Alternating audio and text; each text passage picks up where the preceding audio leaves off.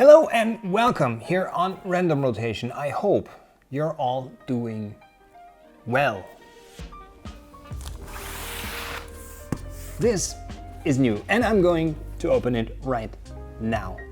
I got myself the newly released Aputure Amaran 100X. This is the bicolor version. That's what the X stands for. Bicolor means that it's possible to change the color temperature of these lights. They also sell one for $50 less. That one is called 100D. D for daylight and X for bicolor. Please don't ask me why they choose an X instead of a simple B. I have no clue. Maybe it just sounds better. Now, what's the deal? Why are these lights so cool? Well, let's be honest, it's their price. If this bad boy can deliver what I hope it can, it's pretty much a no-brainer. Of course, Aputure did take away a couple of features to separate these from their more expensive products.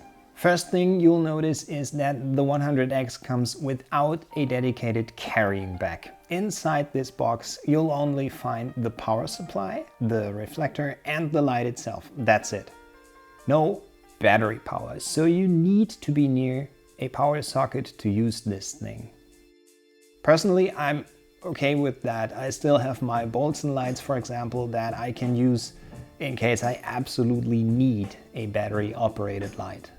All in all, the build quality is not as robust as on the 120 or 300D. They definitely used more plastic on this one. That makes it smaller and lighter indeed. But everything comes at a price, and here you pay with decreased robustness. Though it doesn't feel cheap, I have to say that. So again, no real deal breaker for me.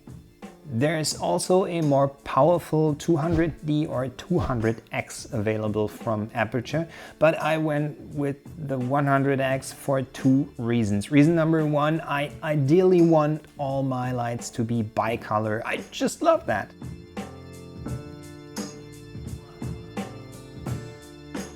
And secondly, I watched other YouTube videos before I placed my order, and sadly the 200X seems to produce weird, unwanted fan noise that is loud enough to be heard by nearby placed microphones. Not cool, I don't want that. But luckily 100 watts is bright enough for most of my needs, so I guess that's okay for me. At the back there are two knobs, one for the brightness and one for the color temperature. The D version comes with only one knob to dim the light. Also, there is an on and off switch, and that's it. No rocket science here. Aputure again uses the Bowens mount on this one, and besides that they also added an umbrella holder, which comes in super handy if you're in a hurry. Also, it is possible to remotely control the 100X over Bluetooth using Sidus Link, Aputure's link controlling app. What you cannot use though is their remote that you already might have lying around somewhere from earlier purchases. That won't work. The built-in effects are super cool. Don't know yet if I will actually ever use them, but I like that they are there.